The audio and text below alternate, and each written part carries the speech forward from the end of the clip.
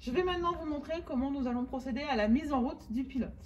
Comme tout pilote où il est susceptible de créer des vapeurs par chauffage, la première chose à faire est de mettre en route l'eau de refroidissement pour mettre en sécurité les personnes autour du pilote en condensant les vapeurs pour qu'il n'y en ait pas à l'atmosphère.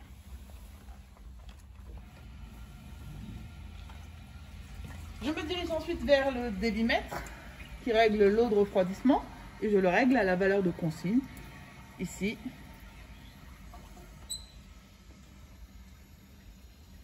200 litres par heure. »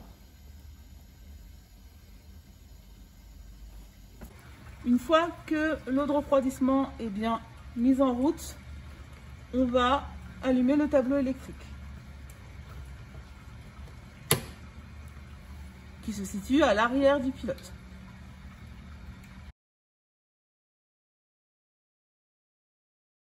Je vais maintenant procéder au chargement du réacteur pour réaliser l'expérience du jour qui est l'hydrodistillation de l'écorce d'orange. Pour cela, avant toute manipulation, je vérifie que les bacs situés sur le pilote sont bien vides. Donc je me munis d'un bécher à anse et je vérifie qu'ils sont bien vides. Pour le réacteur, j'ai deux vannes qui séparent un élément en verre. Cet élément en verre est un regard qui va permettre de visualiser le liquide présent à l'intérieur du dispositif. Cela permet, par exemple, de pouvoir soutirer deux phases non miscibles. On verra apparaître dans le regard l'interface.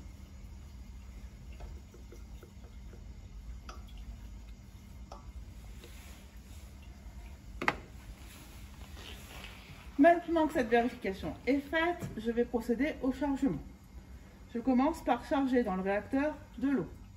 Pour cela, je vais utiliser, pour vous faire une démonstration, l'ampoule de coulée dont je vous ai parlé lors de la présentation du pilote. Pour utiliser cette ampoule de coulée, je dois m'assurer, puisque je vais y faire le vide, que de l'air ne peut pas rentrer. Donc je ferme cette vanne, qui est déjà fermée, et j'ouvre cette vanne qui communique avec la pompe à vide. Je positionne aussi un bécher qui contient le mélange que je veux charger dans l'ampoule de coulée. Puis je me dirige vers la pompe à vide que je vais mettre en route.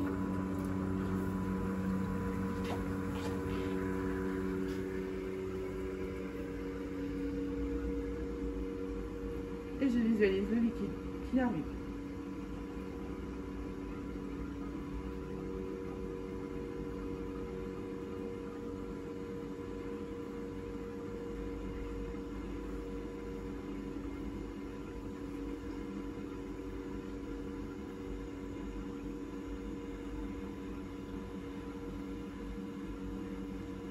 Lorsque j'ai chargé le volume souhaité, j'arrête la pompe à vide. Pour charger dans le réacteur, je vais devoir dans un premier temps remettre de l'air à l'intérieur de l'ampoule de coulée, puis ouvrir cette vanne pour introduire le liquide à l'intérieur du réacteur.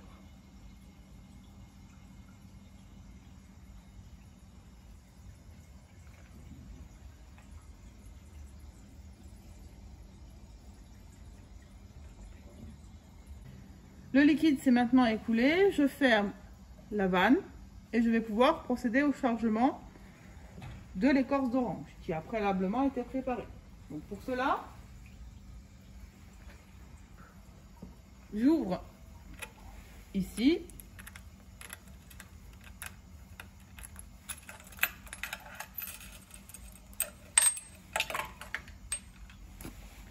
je me munis d'un entonnoir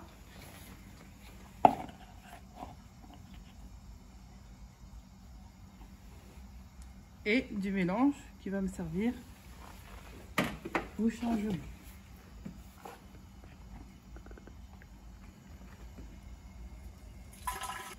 Une fois que c'est fait, je ferme le réacteur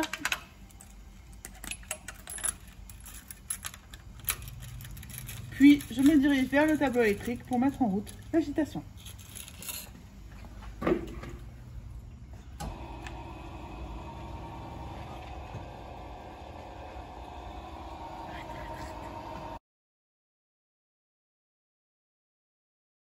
Dans cette manipulation, il y a un risque possible d'emballement, c'est-à-dire que le mélange, lorsqu'on va le chauffer, peut monter dans le réacteur, puis monter dans la colonne, ce qui est extrêmement dangereux, autant pour la colonne que pour les gens qui sont à côté, s'il y a des projections.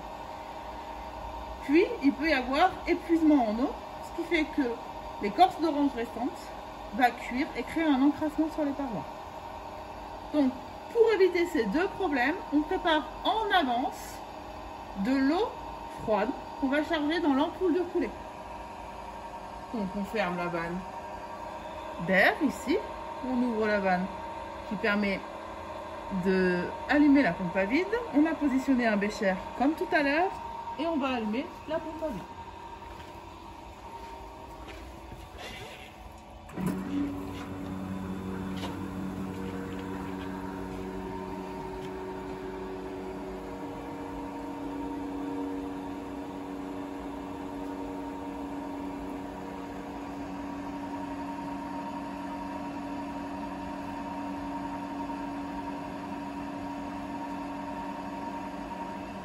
Je vais maintenant procéder à la mise en route de la chauffe. Pour cela, je me munis de gants thermiques et en suivant les instructions situées au mur, j'ouvre la vanne de vapeur. Donc ici, je vais l'ouvrir de 3/4.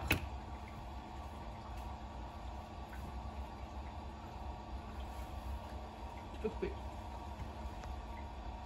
Je vais maintenant mettre en route la circulation de vapeur dans la double enveloppe. Donc la vapeur arrive ici, elle va rentrer dans la double enveloppe, parcourir la double enveloppe en réchauffant le réacteur et donc du coup en se condensant et sortir de la double enveloppe par ici avant de se diriger ici dans cet élément là qui s'appelle un purgeur qui va piéger les vapeurs restantes pour ne pas les mettre à l'atmosphère et ne laisser passer que les condensats qui vont ensuite être refroidis pour aller à l'égout.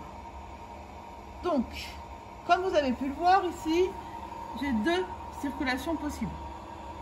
Une circulation de vapeur que je vous ai expliqué, une deuxième circulation qui est une circulation d'eau de refroidissement. Si je veux faire circuler la vapeur, je vais devoir vérifier que les vannes relatives à l'eau de refroidissement, ici et ici, sont bien fermées. Puis j'ouvre ici et ici. Et enfin, j'ouvre cette vanne de 1/8.